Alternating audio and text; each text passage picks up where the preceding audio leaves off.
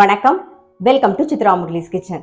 இன்னைக்கு என்ன பார்க்க போறோம்னா மிக்ஸ்டு வெஜிடபிள் பராட்டா எப்படி பண்றதுன்னு தான் பார்க்க போறோம். அதுக்கு நான் பீன்ஸு, கேரட்டு, காலிஃப்ளவர் எடுத்துட்டு அதை ஆவியில வேக வச்சு ரெடியாக எடுத்து வச்சிருக்கேன். வெங்காயம் பொடி பொடியாக கட் பண்ணி வச்சிருக்கேன், கொஞ்சம் கொத்தமல்லி.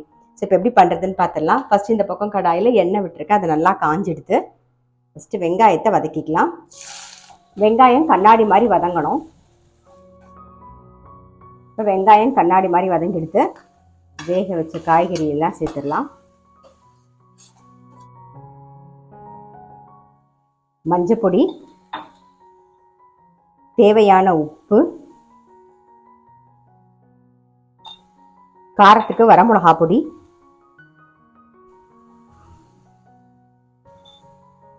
கொஞ்சம் தனியா பொடி, கொஞ்சமா கரம் மசாலா பொடி. இதெல்லாம் கொஞ்சம் நல்லா வதங்கட்டும். அப்படியே நல்லா மேஷ் பண்ணிக்கலாம். அப்போ தான் நமக்கு ஸ்டஃபிங்க்கு நல்லா சௌரியமாக இருக்கும். இது கூடவே ஒரே ஒரு உருளைக்கிழங்கு வேக வச்சு வச்சுருக்கேன், அதையும் சேர்த்துட்றேன்.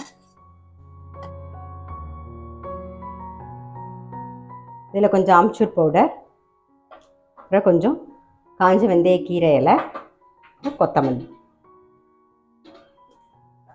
அவ்வளோதான். இது எல்லாத்தையும் மிக்ஸ் பண்ணிவிட்டு ஆஃப் பண்ணிவிடுவோம். கொஞ்சம் ஆறட்டும். பாருங்க, நல்லா ஆறுனதை உருட்டி வச்சுட்டாச்சு. இந்த பக்கம் மாவில் கொஞ்சமாக உப்பு, எண்ணெய் விட்டு பிசைஞ்சாச்சு. கொஞ்சம் தண்ணியை சேர்த்து பிசைஞ்சு ரெடியாக இருக்குது. மாவும் ரெடியாக இருக்குது. இப்போ இதுலேருந்து ஒரு உருண்டை எடுத்துக்கலாம்.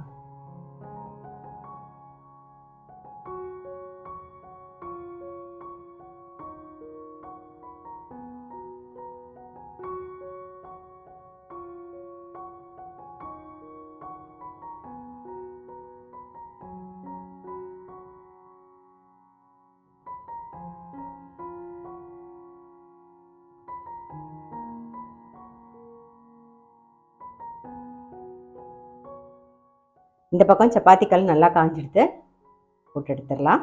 ஃபஸ்ட்டு 2 பக்கமும் வேகட்டும். அதுக்கப்புறமா நம்ம நெய் மேலாக தடவிக்கலாம்.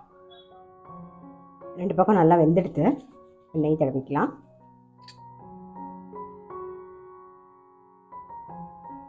நம்மளுடைய வெஜிடபிள் பராட்டா ரெடி ஆகிடுது. அவ்வளோதான்.